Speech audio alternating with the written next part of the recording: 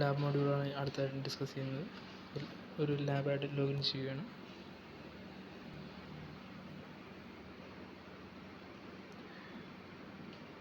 Mainly 3 tabs വരുന്നുണ്ട്: dashboard, orders and account.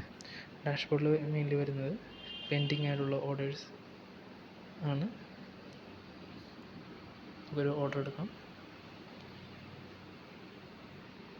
അതിൻ്റെ payment സൈഡിൽ പേയ്മെൻറ്റ് ആഡ് ചെയ്ത് കൊടുക്കാം. ഡിസ്കൗണ്ട് ആഡ് ചെയ്യാം.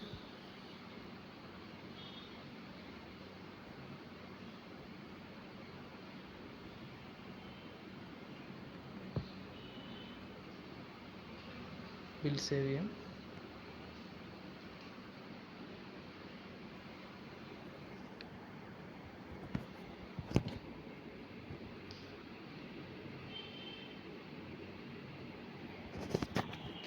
സേവ്ഡ് ബിൽസ് നമുക്ക് പിന്നീട് ഓർഡർ ടാബിൽ വിസിബിൾ ചെയ്യാൻ പറ്റുന്നതാണ്. സെലക്ട് ചെയ്യുമ്പോൾ ബിൽ പേയ്മെൻറ്റ് പെൻഡിങ് ആണെന്നാണ് അവിടെ കാണിക്കുന്നത്. അതായത് പേഷ്യൻ്റ് മൊഡ്യൂളിൽ നിന്ന് പേഷ്യൻ്റ് പേയ്മെൻറ്റ് ചെയ്ത് കഴിയുമ്പോൾ ഇവിടെ സ്റ്റാറ്റസ് ബിൽ പെൻഡിങ്ങിൽ നിന്ന് സക്സസ്സിലേക്ക് മാറുന്നതാണ്.